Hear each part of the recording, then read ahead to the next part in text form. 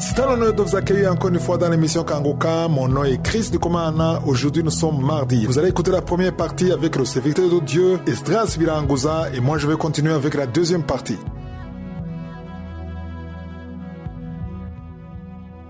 Shalom. Aujourd'hui, je voudrais t'encourager, toi qui es triste. Tu as l'impression que les gens sont tellement mauvais. Parfois, on pense avoir compris concernant les gens jusqu'au jour où on nous blesse encore. Et là, tu te rends compte que tu n'avais encore rien compris. Mais je voudrais te dire que le problème, ce ne sont pas les personnes qui te blessent, mais c'est le diable qui les utilise pour te blesser. C'est le diable qui les utilise pour endurcir le cœur. Parce que Dieu peut utiliser la même personne pour te bénir. L'être humain est comme un gant. Si une personne mal intentionnée y met sa main, elle peut utiliser le gant pour frapper d'autres gens. Si cependant il s'agit d'une personne bien intentionnée, elle mettra sa main dans le gant et sauvera des vies. Toujours, ça sera le même gant, mais pour des objectifs différents. L'être humain, s'il est utilisé par le diable, fera des choses répréhensibles. Et toujours la même personne, quand elle est utilisée par Dieu, elle pourra guérir, bénir et prêcher la parole de Dieu. C'est pour cela que je dis que le problème ne réside pas au niveau de la personne qui t'a blessé ou qui t'a fait quelque chose. Le problème réside sur l'esprit qui l'a poussé à faire cet acte. Il y a des personnes qui écoutent qui, à cause des problèmes qu'elles ont, demandent à Dieu pourquoi elles doivent toujours passer dans les mêmes problèmes, dans l'humiliation, dans des difficultés. Elles demandent à Dieu si Dieu les connaît réellement. Elles se demandent parfois même si le problème vient de Dieu ou si ça vient du diable. Est-ce une épreuve ou une attaque? Elles sont confuses. Si tu te sens dépassé par ce qui est en train de t'arriver, j'ai une parole pour toi ce matin. C'est dans Ésaïe chapitre 43, verset 2. Il est écrit « Si tu traverses les eaux, je serai avec toi. Et les fleuves, ils ne te submergeront point. Si tu marches dans le feu, tu ne te brûleras point. Et la flamme ne t'embrasera pas. » La parole de Dieu compare les problèmes avec les eaux et le feu. Si on met une personne dans un puits de 5 mètres par exemple et qu'on y verse de l'eau, l'eau va monter jusqu'au genou de la personne. Mais à un moment, si tu continues de verser l'eau dans le puits, ça va le submerger, ça va dépasser la personne et la personne sera noyée. De la même façon, il y a des personnes qui passent dans des problèmes à tel point qu'elles se sentent submergées, se sentent comme dans un puits, ne sachant qui appeler pour les faire sortir de là. Le feu, quant à lui, on sait qu'il fait mal, qu'il brûle. Il y a des problèmes et des situations qui font tellement mal, t'as l'impression qu'on te brûle. T'as l'impression que tu es en train de traverser ou de passer par le feu. Même si ta situation est très difficile, sache que les eaux ne te submergeront point et que le feu ne te brûlera pas, car l'Éternel est avec toi. Adresse-toi à ces problèmes et dis-leur que Dieu est avec toi pour te sauver. Ne fixe pas tes yeux sur le problème. Ça peut être des dettes, des enfants, du travail, peu importe la situation, ça peut être différent selon la personne. Mais lis le verset à haute voix jusqu'à ce que tu te l'appropries toi-même. Et dis, si je traverse les eaux, Dieu sera avec moi. Et les fleuves ne me submergeront point. Si je marche dans le feu, je ne serai pas brûlé. Et la flamme ne m'embrasera point, car l'Éternel sera avec moi. Quand une personne est avec un militaire, par exemple, elle se sent en sécurité car le militaire est entraîné. Il a une arme. La personne va se sentir protégée. Mais pourquoi on peut avoir confiance en l'être humain plutôt que dans le Créateur? Quand Dieu dit qu'il sera avec nous, Dieu est au-dessus des militaires. Quand il dit qu'il sera avec nous dans tout ce que nous allons traverser, sois rassuré car il va te protéger mieux que l'être humain. Ce qui plaît Satan, c'est que nous soyons couverts de honte. Il y a certains couples qui donnent l'apparence d'être très heureux en public, mais quand ils arrivent chez eux, la maison prend feu. C'est-à-dire, ils commencent à se disputer. Il y a des conflits qui commencent. Et c'est ça que le diable veut. Il se réjouit quand on passe par le feu. C'est là où Satan va profiter pour nous donner des pensées négatives et nous dire, voilà ce qui t'est arrivé, maintenant tout le monde est au courant. À quoi ça sert maintenant la parole de Dieu qui t'a dit qu'il sera avec toi? Où est ton Dieu maintenant? Pourquoi tu continues à prier? À quoi ça te sert? Et toi tu commences à te décourager. Sache que ce sont les mensonges du diable pour te décourager, afin de te pousser à ne plus prier. À partir d'aujourd'hui, sache que tu n'es plus seul comme tu l'imaginais. Même si tout le monde t'abandonne, sache que Dieu ne t'abandonnera jamais. Sache que le Dieu d'Abraham, d'Isaac et de Jacob est avec toi. Même dans les situations que tu qualifies d'impossibles, il ne permettra pas que tu sois submergé ou brûlé.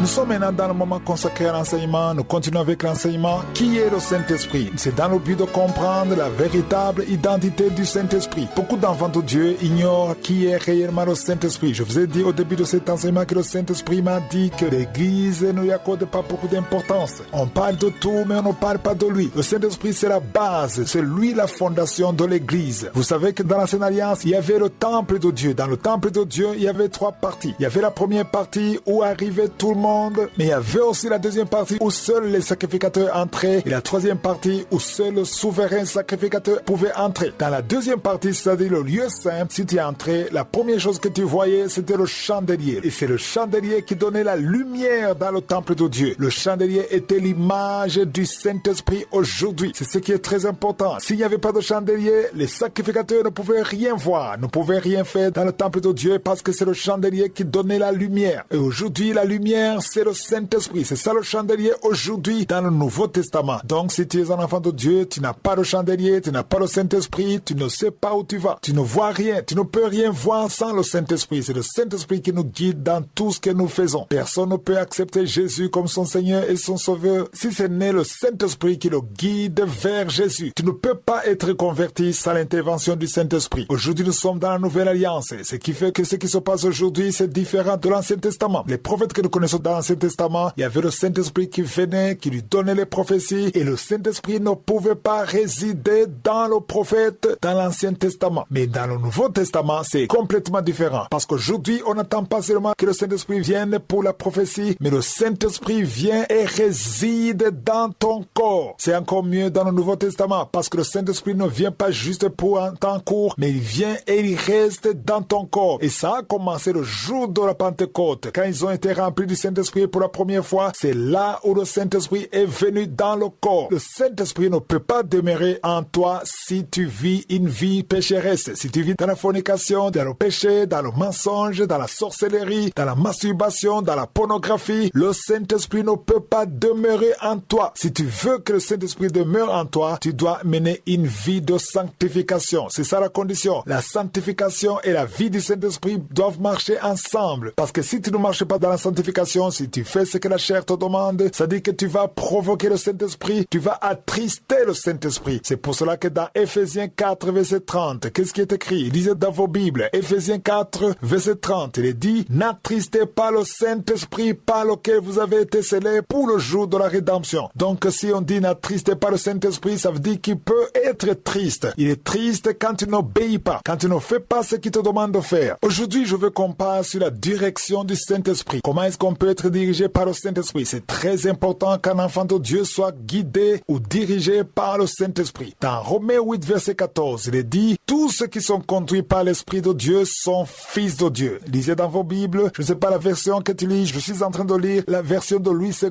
Tous ceux qui sont conduits par l'Esprit de Dieu sont fils de Dieu. Ici, je dois encore donner de la lumière parce qu'il y a des femmes et des filles qui se disent pourquoi est-ce qu'on parle des fils de Dieu? Et qu'en est-il des filles? Certains peuvent se poser la question. On parle des fils de Dieu, mais on ne parle pas des filles de Dieu. Je dois donner une lumière sur ça. La raison pour laquelle on parle des fils de Dieu, c'est parce qu'on est en train de parler de l'héritage. En Israël, les filles n'héritaient pas et même aujourd'hui, les filles n'héritent pas. C'est les fils qui héritaient de leur père. Et la parole de Dieu dit que nous sommes co-héritiers avec Jésus. Aujourd'hui, nous sommes co-héritiers avec Jésus. Et quand on parle de l'héritage spirituel, cela ne concerne pas le genre. Que tu sois homme ou femme, tu es héritier de Dieu avec Jésus-Christ. Voilà pourquoi on parle de fils de Dieu, parce qu'on fait référence à l'héritage. Même dans beaucoup de pays africains, les filles n'héritent pas, ce sont les fils qui héritent. Donc ici, on est en train de parler de l'héritage. Ça n'a rien à voir avec le genre, que ce soit une femme ou un homme. Si tu es né de nouveau, si tu as accepté Jésus comme ton Seigneur et Sauveur, que tu sois homme ou femme, tu es fils de Dieu. Voilà pourquoi ce verset nous concerne tous. Parce que si tu es enfant de Dieu, tu as accepté Jésus comme ton Seigneur et ton Sauveur, donc tu es héritier. Si tu es héritier,